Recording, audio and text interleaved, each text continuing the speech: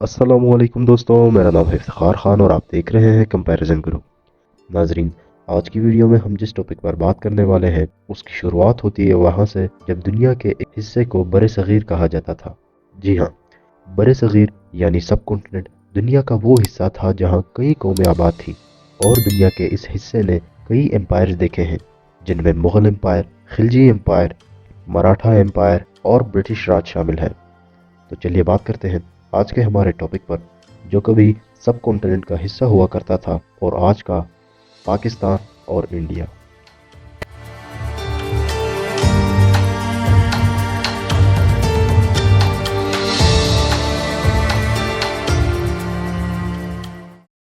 नाजरीन, दोनों मुल्कों के कल्चर के बारे में बात करें तो पाकिस्तान और इंडिया दोनों के पास तारीख और कल्चर में बहुत सी दिलचस्प बातें हैं।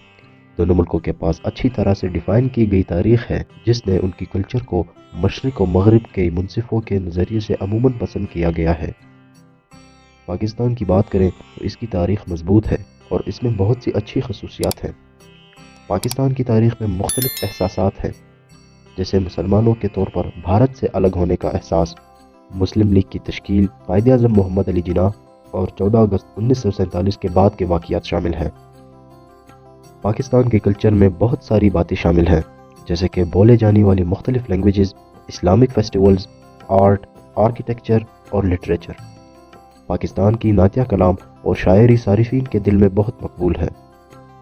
पाकिस्तान की अच्छी खुराक हलीम, बिरयानी, निहारी, चपली कबाब भी पाकिस्तान के कल्चर का हिस्सा है। तो पाकिस्तान का मकाम मुस्लिम कौम के लिए बहुत अहम है। इंडिया की तारीख की बात करें तो इसका आगाज़ काफ़ी कदीम है। इंडिया के तारीखी वाक़यात में एक बात हमेशा नज़र आती है और वो है मुग़ल सल्तनत। मुग़ल सल्तनत 1526 से 1857 तक इंडिया को परवाज़ देने वाला आता है। बादशाह अकबर, शाहजहां और औरंगज़ेब की हुकूमत उनकी तारीखी अजमत है। इंडिया के कल्चर में भी कई खूबियाँ हैं। इंडिया की कौमी ज़बान हिंदी है।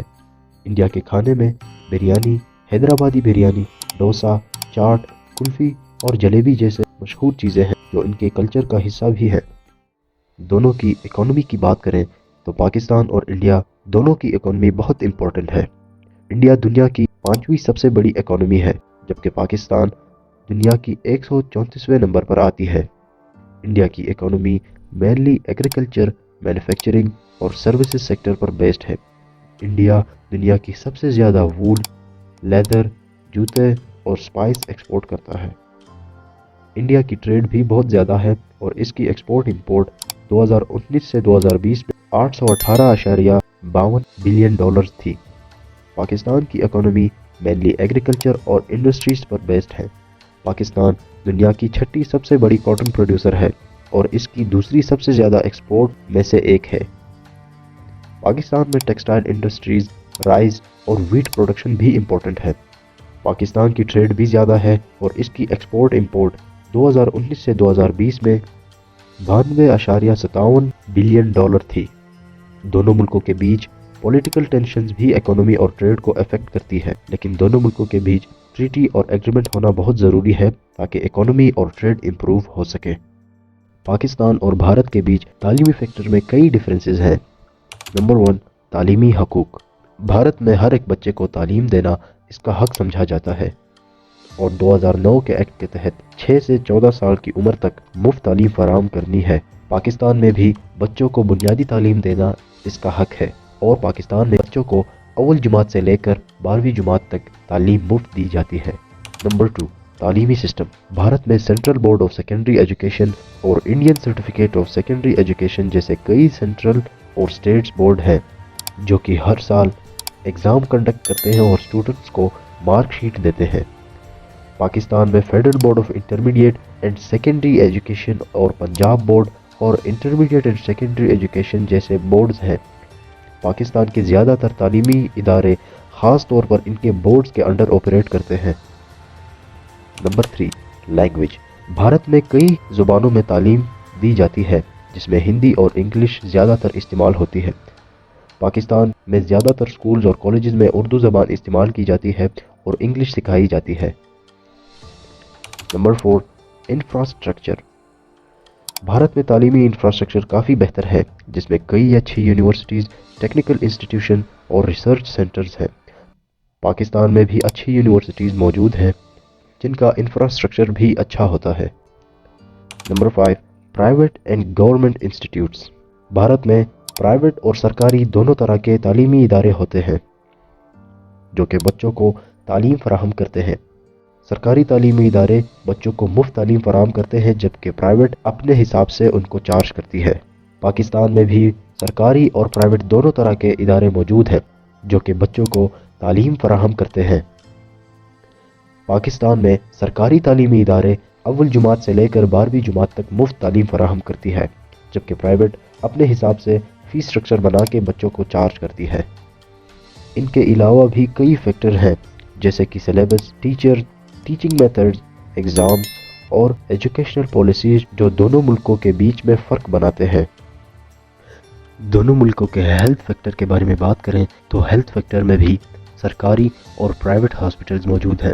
انڈیا پاکستان سے ہیلتھ فیکٹر میں آگے ہو سکتا ہے، لیکن انڈیا میں بھی سرکاری ہسپتال میں معیاری علاج نہیں ملتا۔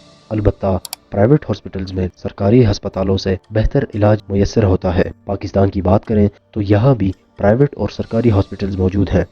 پاکستان میں بھی پرائیویٹ ہاسپٹلز میں علاج کافی مہنگا ہوتا ہے، اور اگر بات کریں سرکاری ہسپتالوں کی تو کچھ ایسے ہسپتال ہو سکتے ہیں جو معیاری علاج فراہم کرتے ہوں۔ دونوں ہی ملکوں کی ہیلتھ فیکٹر کامیاب نہیں ہے، البتہ انڈیا ہیلتھ میں پاکستان سے چند قدم آگے ہو سکتا ہے۔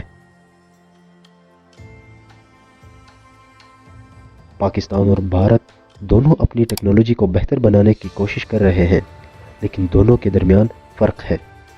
پاکستان کی ٹیکنالوجی اور انوویشن آج کل بہت تیزی سے ترقی کر رہی ہے۔ پاکستان کی ٹیکنالوجی میں فوجی اختراعات شامل ہیں، جیسے کہ ہمارے پاکستانی ہیلی کاپٹر اور جنگی میزائل۔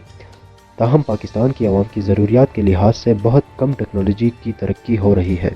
زرعی ٹیکنالوجی، گھریلو اجراء اور خدماتی کاروبار کے لیے ٹیکنالوجی پاکستانیوں کا دلچسپی کے ساتھ نہیں ہے۔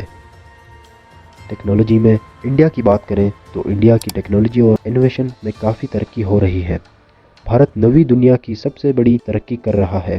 بھارت خصوصی طور پر ٹیکنالوجی کو بہت اہمیت دے رہی ہے۔ بھارت نے اپنے خود کے دشمن کے ساتھ جنگ کرنے کے لیے چاند تک رسائی کا آخری مرحلہ اٹھایا ہے، اور اس سے زیادہ بھارت فری آئی ملز اور ڈیجیٹل ادارے جیسی ڈیجیٹل خدمات پیش کرنے کی کوشش کر رہی ہے۔